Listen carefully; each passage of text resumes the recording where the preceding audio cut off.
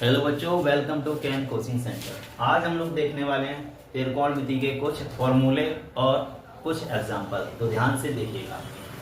देखिए, त्रिकोणमिति है, क्या हुआ है चैप्टर का नाम? त्रिकोणमिति। इंग्लिश में ट्रिग्नोमेट्री बोलते हैं और ये सबसे ज़्यादा एग्जाम में सबसे ज़्यादा नंबर की यही आती है। ठीक है, चलिए इसमें क्या होगा, आपके सामने एक त्रिभुज होगा, वो भी त्रिभुज कैसा होगा? समकोण त्रिभुज होगा। कैसा त्रिभुज होगा?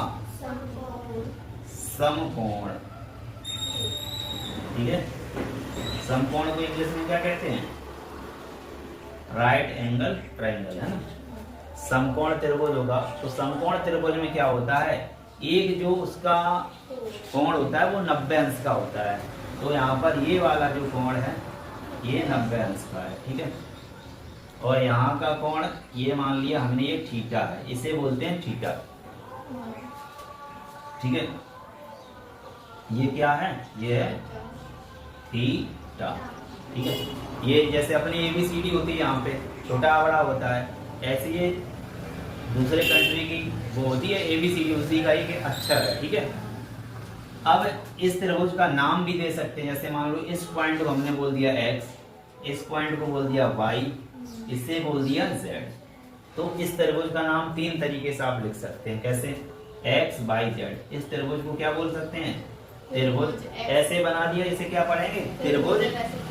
और x, y, z, इसका नाम यहाँ से शुरू कर रहे x, y, z, तो यही त्रिभुज होगा। किसी और से पूछो, वो बोल देगा सर x, y, z नहीं है, ये तो y, z, x है। y, z, x, तो ये y, z, x, ये भी वही होगा। अब किसी और से पूछा, सर इसका नाम बताओ, उसने कहा ये तो z, x, y है, या z, y, x है, z, y, x है ना। क्या है? z, y, x। तो त्रिभुज का नाम कैसे भी बता दे सकते हो, है ना। अब जब समकोण त्रिभुज है और हम त्रिकोणमिति पढ़ेंगे तो क्या होगा, तो हमारे सामने तीन भुजाएं आएंगी। कितनी भुजाएं? देखो, भुजाएं को इंग्लिश में क्या बोलते हैं? साइड। यहाँ कौन कौन सी भुजा होगी? भुजा का मतलब लाइन। यहाँ पर लाइन x, y, x से चलें y तक, तो x, y ये भुजा होगी। ठीक है, y से z तक y, z एक भुजा होगी, और z से x तक z, x। अब उल्टा भी कह सकते हो, y, x भुजा, z, y भुजा, x, z भुजा, कैसे भी कह सकते हो। अब इन भुजाओं के नाम भी होंगे। त्रिकोणमिति पढ़ोगे तो इन भुजाओं के आपको नाम भी पता होने चाहिए। जो सबसे बड़ी भुजा होगी उसे बोलेंगे बेटा कर्ण। क्या बोलेंगे? इंग्लिश में बोलते हैं हाइपोटेन्यूस। ठीक है, H फॉर। और जो जैसे ये थीटा कोण है, इस थीटा के लिए इसके थीटा के सामने की जो भुजा होगी, इसके थीटा की जो सामने भुजा है कौन सी है? YZ। जो YZ है इसे बोलेंगे लंब। क्या बोलेंगे बेटा? इंग्लिश में बोलते हैं परपेंडिकुलर। ठीक है, इंग्लिश में परपेंडिकुलर। और जो सबसे लास्ट में बच गई, इसे हिंदी में बोलते हैं आधार भुजा। कौन सी भुजा? और इंग्लिश में बोलते हैं बेस। इंग्लिश में क्या बोलते हैं? बेस। ठीक है, अब जब त्रिकोणमिति पढ़ोगे, त्रिभुज भी जान लिया, ये कोण थीटा है, इस कोण का नाम और कुछ हो सकता है। तो किसी त्रिभुज में तीन कोण होते हैं, तीन भुजाएं होती हैं, है ना। अगर एक कोण 90 अंश का है तो उसे समकोण त्रिभुज यानी कि राइट एंगल ट्रायंगल बोलेंगे। ठीक है, और अब हमने आपको बता दिया कर्ण सबसे बड़ी, और कोण के सामने की भुजा लंब, और बची हुई भुजा आधार यानी कि बेस। तो अब हमें पढ़ना होगा त्रिकोणमिति अनुपात, जो कि कितने होते हैं? 6 होते हैं। त्रिकोणमिति अनुपात कितने होते हैं? 6 होते हैं। कौन कौन से होते हैं? पहला होगा साइन, दूसरा होगा कॉस, तीसरा होगा टेन। ये तीन होते हैं। इन्हीं के तीनों के उल्टा कर दो, है ना, तो वो तीन और बन जाते हैं। साइन का उल्टा क्या होता है? कॉसिक। क्या होता है? कॉस का उल्टा क्या होता है? सेक। और टेन का उल्टा क्या होता है? कॉट। इस तरीके से। अब वैसे इनका कोई मतलब नहीं है जब तक इनके आगे कोण नहीं लगाओगे। तो साइन के आगे कोण लगाओ, जैसे यहाँ थीटा लगा दिया, sine theta, cos theta, tan theta, cosec theta, sec theta और कॉट थीटा। थीटा की जगह आप एंगल लिख सकते हो, साइन 10 अंश, साइन 30 अंश, साइन 50 अंश, कुछ भी, है ना। जीरो भी लिख सकते हो, साइन 0। ठीक है, अब इनके सूत्र याद करने पड़ेंगे। साइन थीटा का क्या होगा बेटा? लंब बटे आधार होगा। क्या होगा? लंब बटे आधार। साइन थीटा होता है लंब बटे आधार। सॉरी लंब बटे कर्ण होगा। क्या होगा? लंब बटे कर्ण। साइन का होगा लंब बटे कर्ण होगा। ठीक है, यहाँ देखो बुक में तो लिखा है, 1 साल से रखी है तुम्हारे पास। कॉस का क्या होगा? आधार बटे और नीचे सेम रहेगा कर्ण। ठीक है, साइन का याद कर लो, बाकी सब अपने आप याद हो जाएंगे। ठीक है, साइन का याद कर लो, बाकी सब अपने आप याद करा देंगे। देखना कैसे। तो साइन का याद करना पड़ेगा लंब बटे कर्ण। कॉस का कैसे आएगा? अब देखो 3 थी, लंब और कर्ण ले लिया कॉस में, अब कौन सा बच गया? आधार बच गया।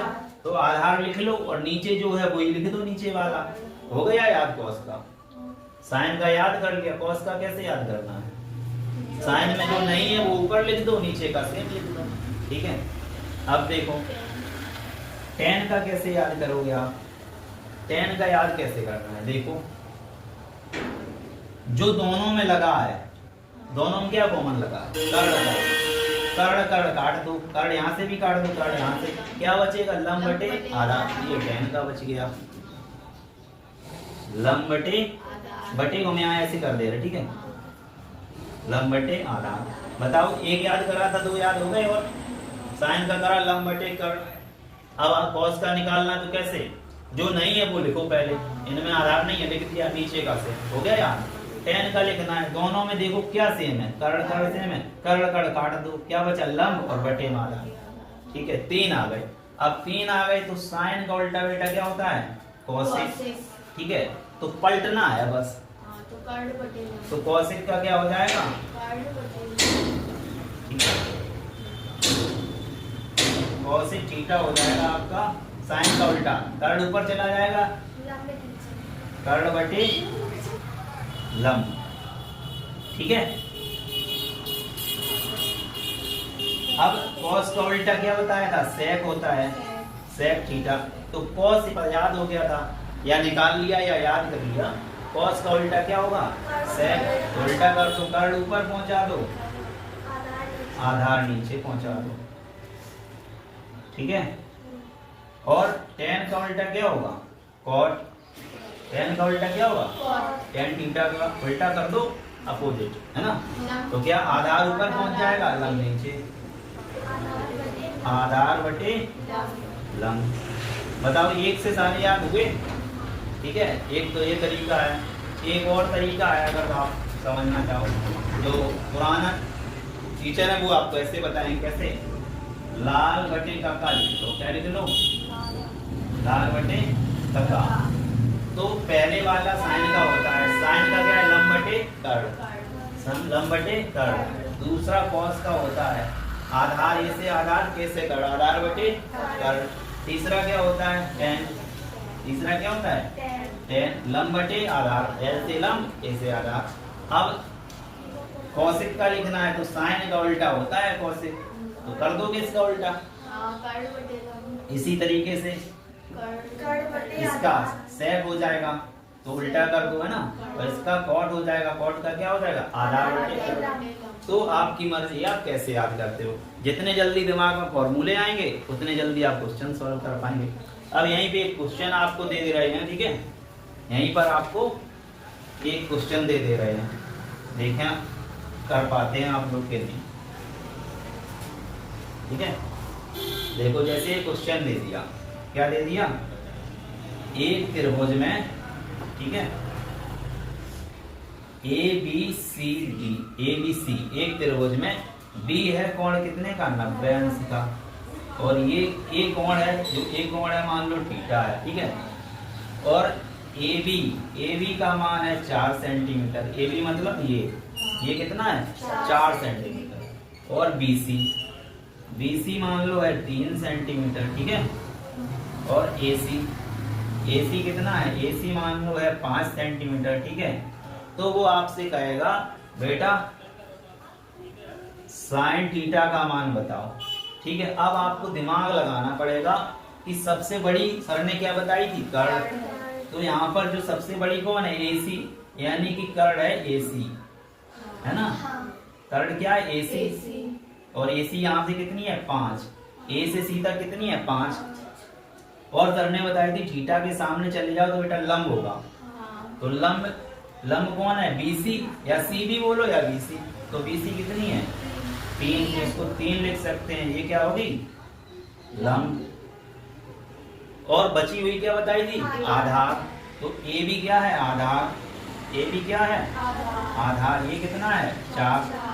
अब सर ने क्या है 2 तरीके बताए थे, या तो साइन का याद कर लो क्या होता है लंब बटे कर्ण, नहीं तो इसको याद रखो लाल बटे पता। तो साइन का पहला वाला होता है L बटे K, L से लंब और K से कर्ण। तो साइन का क्या लिख लेंगे लंब बटे कर्ण लिख लेंगे। लंब कितना है, लंब आपका है BC, कितना है 3 लिख दो। कर्ण कितना है AC कितना है 5 लिख दो। तो आंसर आया 3/5। अब आप लोगों से पूछ रहे हैं tan थीटा का बताओ, देखें कौन बता पाता सबसे पहले। अगर आप लोग ऑनलाइन देख रहे हैं तो कमेंट में लिखें tan थीटा का मान कितना होगा।